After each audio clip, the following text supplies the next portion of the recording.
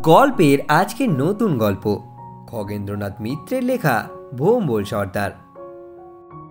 খগেন্দ্রনাথ মিত্র 1896 সালের 2রা জানুয়ারি কলকাতার শ্যামপুকুরে জন্মগ্রহণ করেন। তার বাল্য ও শৈশবের দিনগুলি কেটেছে দরিদ্রতার মধ্যে দিয়ে। পড়া শুরু হয়েছিল শ্যামপুকুরের এক পাঠশালায়। পরে তিনি জাতীয় বিশ্ববিদ্যালয় থেকে স্নাতক পাশ করেন। তার লেখা উল্লেখযোগ্য বইয়ের মধ্যে রয়েছে সে এক পথিক, বন্দি কিশোর, সুন্দরবনের পথে, আগুনের পাহাড় ইত্যাদি।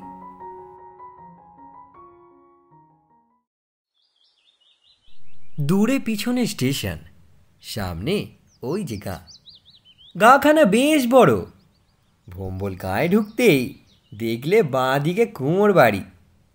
দুর্গাপুজোর আর দেরি নেই। কুমোরের একখানা দুর্গা ঠাকুর গড়ছে, প্রায় শেষ করেই এনেছে। ভোম্বলের খিদে পেয়েছে খুব। সে নাশপাতিটা কাপড়ের খুঁট থেকে খুলে খেতে লাগলো। খেতে খেতে দেখলে কুমোর বাড়ির পিছন দিকে বেড়ার ধারে একটা বাতাবি লেবুর গাছ।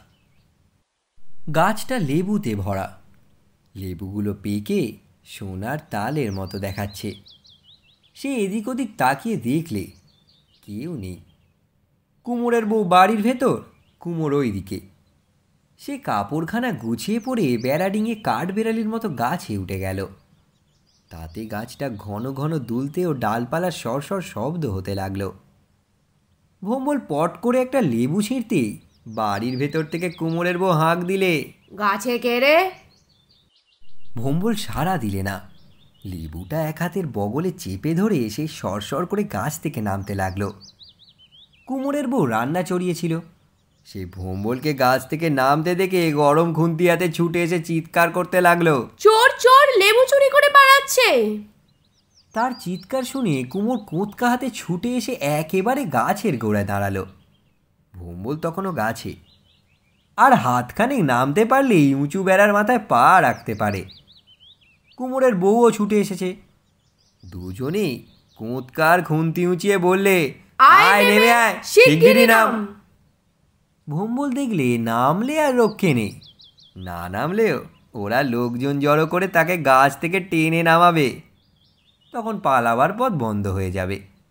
সে বললে, নামছি বাবু, খিদের সময় একটা লেবু নিয়েছি। কুমোর বললে, খিদে পেয়েছে, বাড়ি গিয়ে ভাত খা। আমার লেবু গাছে উঠেছিস কেন? কাদের ছেলে তুই? ভোম্বল বললে, চাকি মশায়ের। কোথাকার চাকি? তোকে তো কোনোদিনও দেখিনি।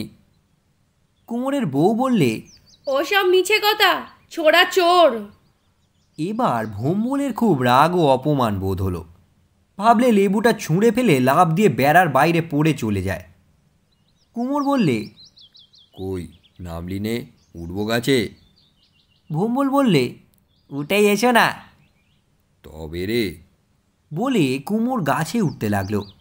বাতাবি গাছটার দক্ষিণ দিকে কুমোরের রান্নাঘর। গাছের কয়েকটা ডাল একেবারে চালের সঙ্গেই আছে। কুমোরকে গাছে উঠতে দেখে ভোম্বল আবার ওপরে উঠতে লাগলো। দুজনেই গাছে চড়তে ওস্তাদ। তবে ভোম্বলের এক সুবিধা, সে ছোট, শরীরে হালকা কুমোরের চেয়ে, একটু তাড়াতাড়ি উঠছে। কুমোরের বউ নিচে থেকে খুন্তি ঘুরিয়ে বলছে, ধর ধর, ওর ঠ্যাং চেপে ধর। গোলমাল শুনে পাড়ার কয়েকটা ছেলে সেখানে ছুটে এলো। তারা ওপর দিকে তাকিয়ে দেখে লেবু গাছে কুমোরের আর একটা অচেনা ছেলে। গাছটা তো খুব দুলছে। তারা চিৎকার করে উঠল।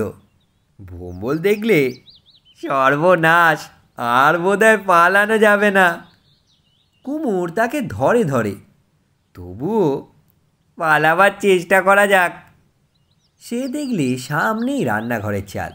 সে তর করে সেদিকে এগিয়ে গিয়ে চালের ওপর পড়ে সেখান থেকে এক লাফ দিয়ে নিচে পড়েই দিলে ছুট।